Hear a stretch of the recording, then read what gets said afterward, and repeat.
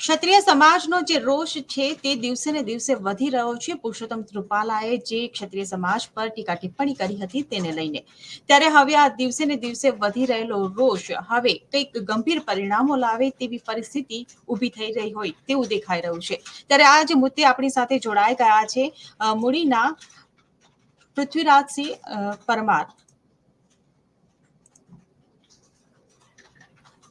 પૃથ્વીરાજસિંહ, પહેલા તો તમારું નિર્ભય ન્યૂઝમાં સ્વાગત છે. હાજી, જય માતા. જે રીતે પુરુષોત્તમ રૂપાલાએ ક્ષત્રિય સમાજ ઉપર જે આકરી ટીકા ટિપ્પણી કરી હતી ને જે બાદ ક્ષત્રિય સમાજમાં જે લાગણી દુભાણી અને હવે જે રોષ વ્યાપી રહ્યો છે પુરુષોત્તમ રૂપાલાની જે ટિકિટ રદ કરવાની માંગ છે તેને લઈને આપ શું કહેશો? બસ ભારતીય જનતા પાર્ટી અમારી માંગ સ્વીકારી લે તો અમારો ક્ષત્રિય સમાજની બે માંગ છે કે પેલા અમારા દરેક ક્ષત્રિય ભાઈ માથે ખોટા કેસ કરેલા છે એ પાછા લઈ લે, અને પુરુષોત્તમ સાહેબે જે ભૂલ કરી છે એનું પ્રાયશ્ચિત કરી લે, ટિકિટ પાછી ખેંચી લે, અને સાહેબ પોતે હા પાડી દે કાં તો હું પાછી ખેંચું છું. બસ અમારી બે જ માંગ છે. આવડી બે માંગ તો અમારી માંગણી તો હકની છે ને. એમણે માફી તો માંગી લીધી છે ને? માફીનું જે પાત્ર હોય એમાં માફી મળે. આમાં જે એમને ભૂલ કરી છે એ માફીના પાત્ર નથી. એમને ક્યાંક ને ક્યાંક પ્રેક્ષાત કરવું જરૂરી છે. એ ટિકિટ પાછી ખેંચી લે કા પોતે નિવેદન આપી દે કે હું અહીંથી હટી જઉં છું. દરેક પરંતુ ગુનાની બોલો. તમારી માંગ છે કે ટિકિટ પાછી ખેંચી લે અથવા તો એ સ્વેચ્છાએ હટી જાય એ પદ હટી પરથી, જાય. પરંતુ એવું થઈ તો નથી રહ્યું ને? નહીં થશે ને, કેમ નહીં થાય? સત્યની જીત હંમેશા થાય જ છે, થોડીક વહેલી મોડી. દરેક ને દરેક સમાજ આજ ક્યાંક ને ક્યાંકથી અલગ અલગ જ્ઞાતિના અમને સપોર્ટ કરી રહ્યા છે, અમારી સાથે જોડાઈ રહ્યા છે. ક્યારે જોડાય છે? અમે સત્યની લડાઈ રહ્યા છીએ, અને એક સમયે તો અમે બીજા માટે પણ લડાઈ લડતા હતા. આજ અમારી ખુદની લડાઈ છે. એટલે દરેક સમાજને ખ્યાલ આવી ગયો છે કે આજ આપણી સાથે અને આપણા હાટુ આ લોકોએ કાયમ જે કંઈ કર્યું છે, આજે આપણે એમની સાથે સાચા છે તો ઊભું રહેવું પડે. એટલે ક્યાંક ને ક્યાંક તમે જુઓ, દરેક સમાજમાંથી અમને સપોર્ટ મળી રહ્યો છે. એટલે હરે હરે ભારતીય જનતા પાર્ટીમાંથી ખ્યાલ આવી જશે કે દરેક સમાજ એક થઈ જશે તો આનું પરિણામ ભયંકર આવશે, અને ક્ષત્રિયએ કાયમ વિજય કા વીરગતિ પ્રાપ્ત કરી છે. એટલે ક્ષત્રિય સમાજ આગળ કાં તો વીરગતિ પ્રાપ્ત કરવા માટે તૈયાર છે જો અમને ન્યાય નહીં મળે તો, અને અમે અમારી હકની લડાઈ લડી છે એમ. એટલે ન્યાય તો અમને મળશે. અને અમને એવું પણ છે ક્યાંક ને ક્યાંક કે આ બધા જોડાઈ રહ્યા છે તો ભારતીય જનતા પાર્ટી અમારા હકની લડાઈમાં અમને જીત આપશે. પછી ન આપે તો અમને એ વાતનો કોઈ ઓલું છે જ નહીં. અમારા માટે તો સુવર્ણ તક છે. વીરગતિ પામવી એક ક્ષત્રિયના દીકરા માટે બહુ સોનેરી તક છે. જી બિલકુલ, પરંતુ જે રીતે હવે આ સી.આર. પાટીલે પણ જે બેઠક યોજી હતી તે બાદ ગઈકાલે પણ એક સંકલન સમિતિની બેઠક યોજાઈ હતી, પણ હવે તો એવું પણ કહેવામાં આવી રહ્યું છે કે હવે કોઈ બેઠક પણ નહીં યોજવામાં આવે, કારણ કે હા, આનું બેઠક નહીં સમાધાન તો યોજાય. થઈ જ નથી રહ્યું. હા, બેઠક નહીં યોજાય, પણ ક્ષત્રિય સમાજ કંઈક ને કંઈક કરી રહ્યું છે. હાલ તમે જુઓ કે દરેક વ્યક્તિ આ ક્ષત્રિય સમાજ સાથે જોડાય છે. એટલે ભારતીય જનતા પાર્ટીને ખ્યાલ આવી જશે કે આમાં અમનું ભયંકર નુકસાન છે. એટલે ઈ આવડું મોટું નુકસાન ભોગવવા તૈયાર રહેશે, ને કા પછી અમારી સાથે ઉભો રહેશે. અમારો સમાજ આવડો મોટો છે. ખાલી એક પરસોત્તમ રૂપાલાની ભૂલનું એને જે કાયદેસર જે વાણી વિલાસ કર્યો છે એની સજા આપી કોની તાકાત કેમ નથી? જ્યારે ક્ષત્રિય સમાજ તો ન્યાયની માટે લડે છે. તો આના માટે ભારતીય જનતા પાર્ટી ન્યાય કરશે, નહીં કરે તો એનું પરિણામ ભોગવશે. જે બિલકુલ તમે કહી રહ્યા છો કે પરિણામ ભોગવશે, પરંતુ જો પરિણામની ચિંતા હોતી ભાજપને તો અત્યાર સુધી તો ઉમેદવાર બદલી નાખ્યા હોત ને? તો ક્ષત્રિય સમાજ આના માટે બધી રીતે તત્પર છે, તૈયાર છે. વીરગતિ થાય તો ભલે થાય, જે કંઈ પરિણામ આવે એ સરકાર ભોગવવાની તૈયારીમાં રહેશે. ક્ષત્રિય સમાજ ઘણું બધું કરી ચૂક્યા છે આની પહેલા. રજવાડા આટલા બધા 562 રજવાડા આપ્યા છે, બરોબર. એ પહેલા જુઓ તમે, ક્યાંક ને ક્યાંક કોકના બેન દીકરી હાટું યુદ્ધ લડ્યા છીએ અમે, કે કોઈની બેન દીકરીની લાજ બચાવવા હાટું. તો આજે અમારી ઉપર આવી રીતે અમારી અસ્મિતાનો સવાલ છે, તો અમે શું નહીં કરી શકીએ એમ.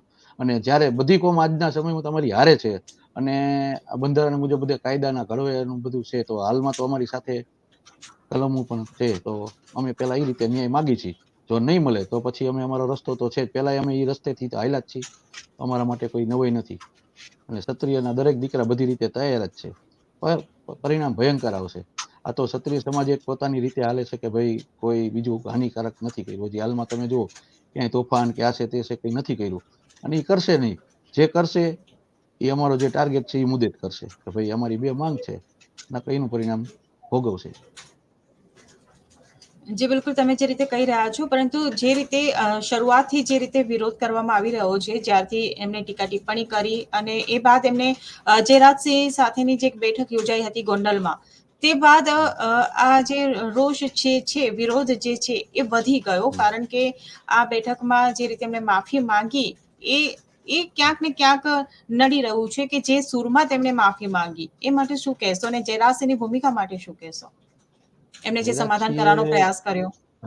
એમને જે પ્રયત્ન કર્યો એ હાલમાં નિષ્ફળ ગયો છે, કારણ કે એમને દરેક સમાજની જે સંસ્થા છે એને લઈને હારે હાલવાનું હતું. અમારા ક્ષત્રિય સમાજને હારે નથી એમાં જોયો તમે, માત્ર ને માત્ર ભાજપના બધા નેતા હાજર હતા, તમે પણ જોયું હશે. બધી સંસ્થાને હારે લઈને હાલ્યા હોત તો કંઈક નિવારો આવે.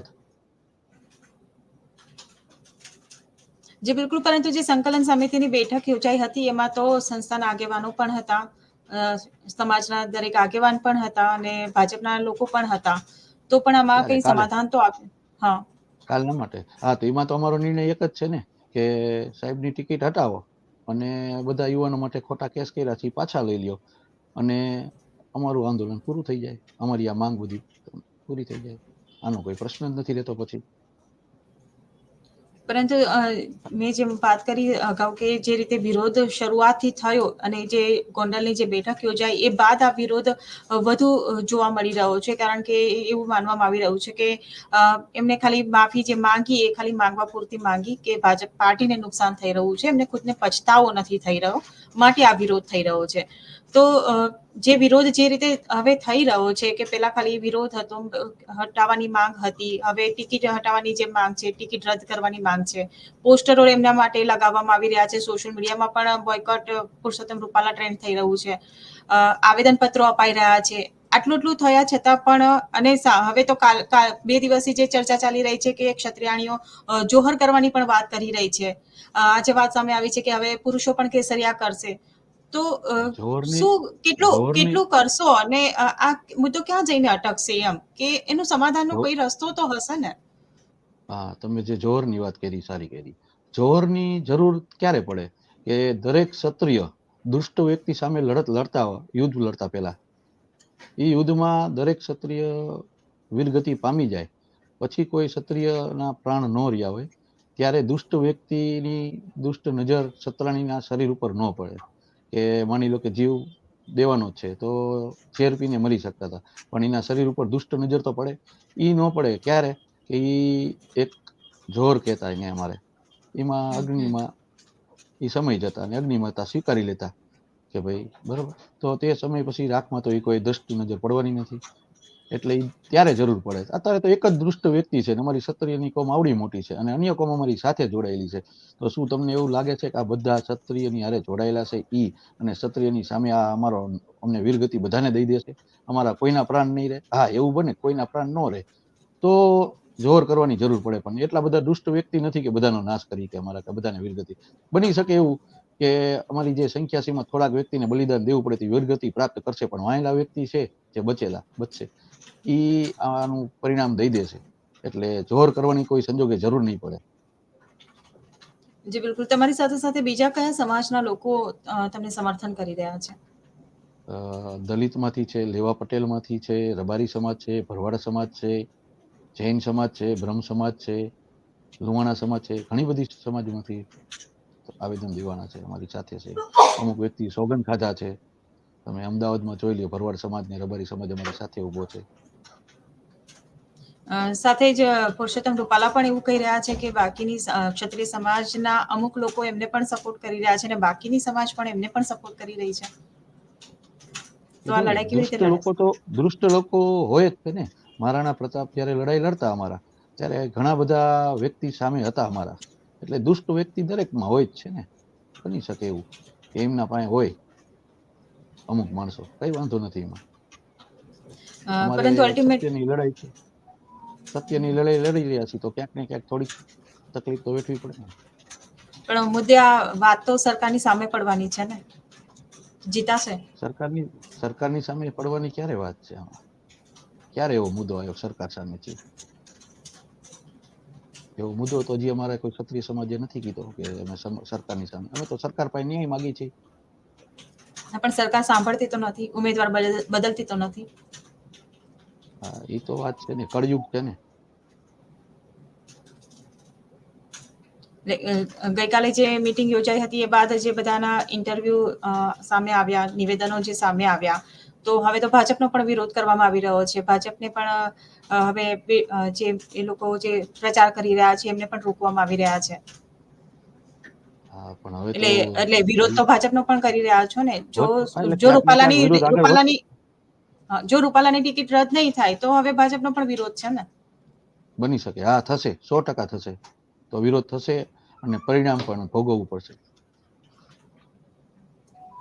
તમારી ભારતીય શું જનતા રણનીતિ પાર્ટી છે? એનું પરિણામ ભોગવશે. હે, તમારો આગળનો પ્લાન શું છે?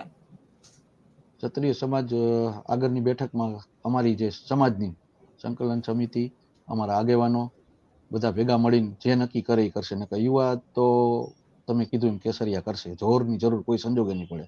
અને કેટલા દુષ્ટ વ્યક્તિ છે એમાં, કઈ વાંધો નથી. જે થાય પરિણામ સામેવાળા ભોગવશે. અમારા માટે તો વીરગતિ એક સોનેરી તક છે, મેં કીધું ને તમને. જી બિલકુલ, પરંતુ આનાથી પરિણામ આવશે, ન્યાય મળશે. 100% આવશે, કેમ નહીં આવે? સત્યનો વિજય તો થાય, થોડોક મોડો થાય પણ થાય. જી બિલકુલ, તમે અમારી સાથે જોડાયા તે બદલ આપનો આભાર. જય માતાજી.